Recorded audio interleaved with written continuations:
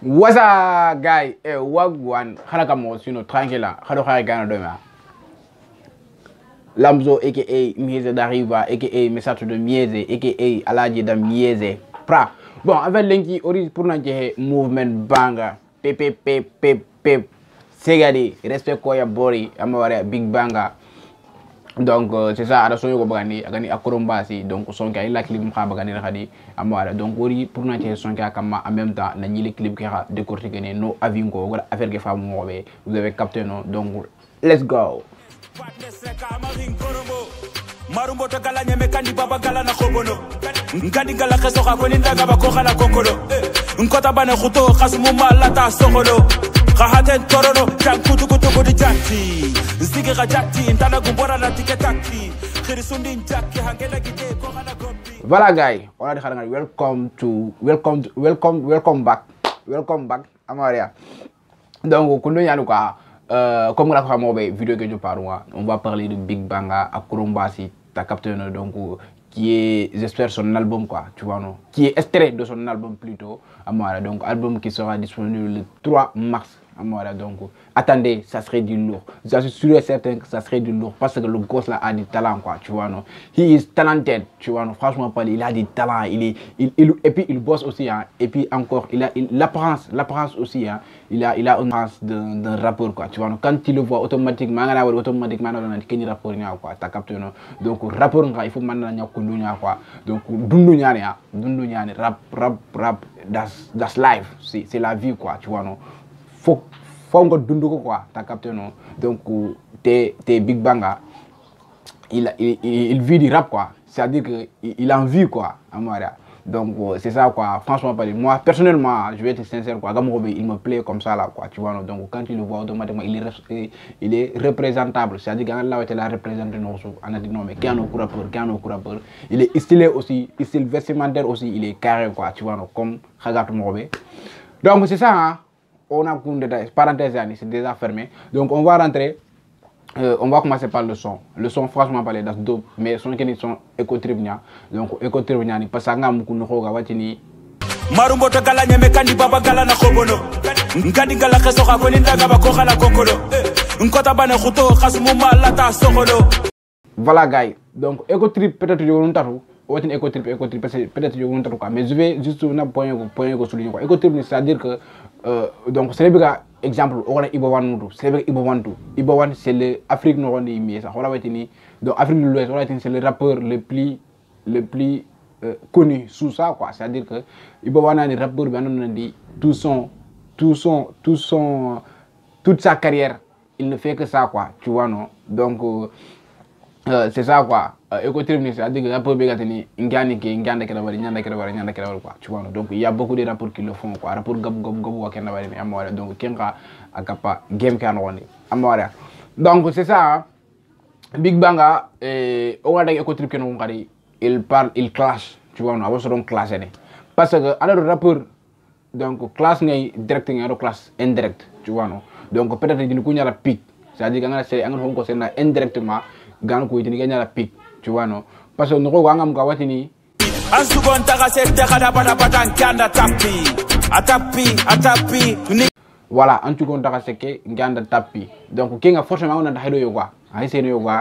daga nan tan tout taga seke nganda tapi, tu vois non, donc pique nous on sait pas directement aga seen kato kubenu quoi, on sait pas exactement aga seen kato kubenu, mais o gala kubenu sima ko ko ñokono. Donc parce que on a de Big Banga avec groupe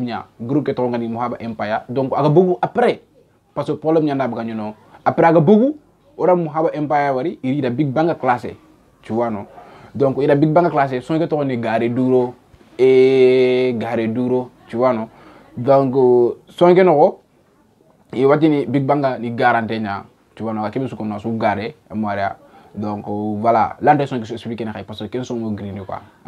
mais l'essentiel en est que kada tunandi ado Mohaba Empire classe lina parce que son quels sont bané nga ko ne Mohaba Empire Big Banga classe gatini gari dulu no ngade Big Banga son ngore Big Banga no bagatini debe nyaxa no tout suni tchepé, tu vois non, donc c'est la preuve qu'on a dit Big Banga classe directement amara, donc Big Banga khadi classé parce que ati sine mouma sonu hilli igom kuti khadi, tu vois non, donc classe ni contrôle lina. donc classe nga Muhaba Empire do Big Bang naka donc ke Muhaba Empire ha dangi halle classe nga do Ibalde j'espère bien hein? Moi et Mafia Family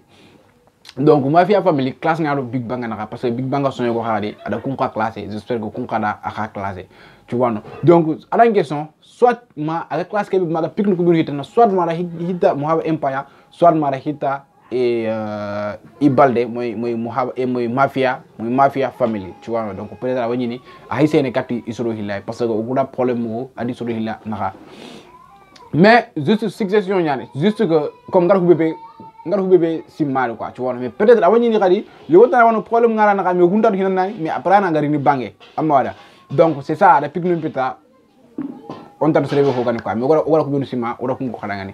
amma wala donc on dangi nga xadi on ari parole yo gara ko tu vois non donc bi jogoro ken parole no gondi asuwatu nanti Soningra say mo na jankululu su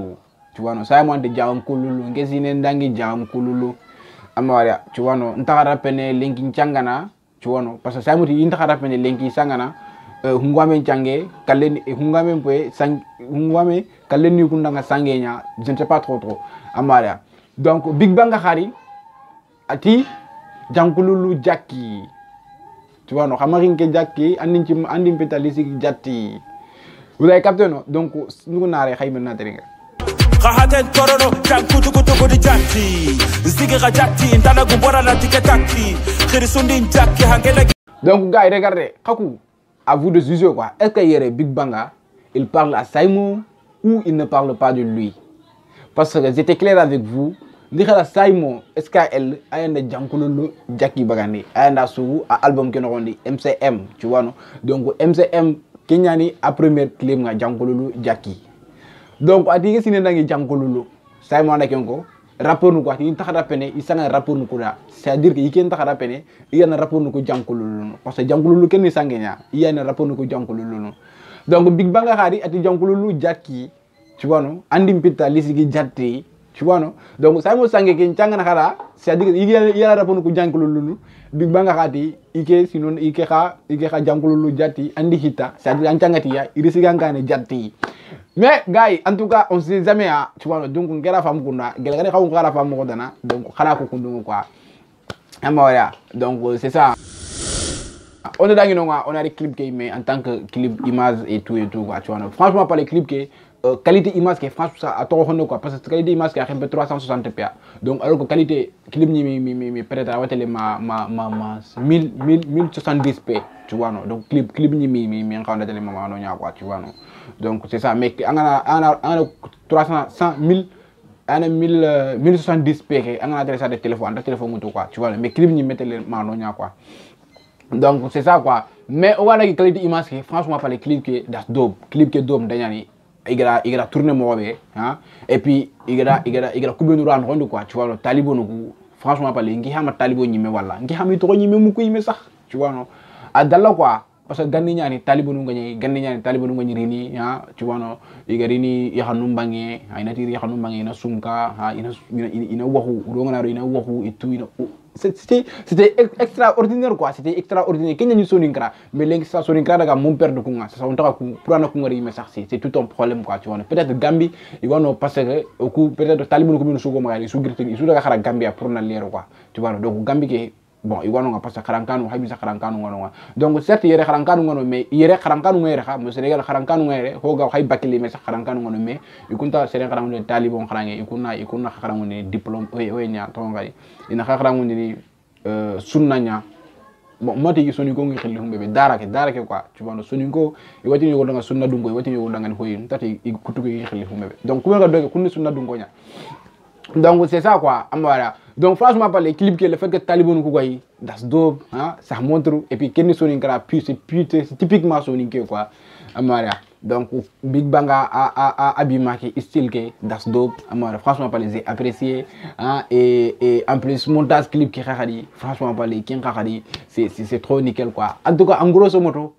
that's dope asu cool juste que qualité image qui mais kenyan de peur trop quoi quand pas le montage no go Big Bang à Afrique wa tourner donc il make franchement pas tout ça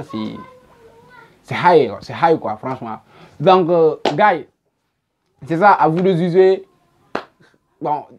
ngering kalen ko quoi tu vois non donc ça reste vous khayan to khara khalle lo commentaire nga khawm khagar affaire ko mo be donc classe ko khadi khayr ko mo be et puis vidéo ke khadi khara ko mo be et puis je vous recommande que nante khanda Big Bang compte YouTube tu vois non abonnez-vous parce que la préparation nga mais album ngari ni tu vois non akorombasi Big Bang respect ko ya bori pep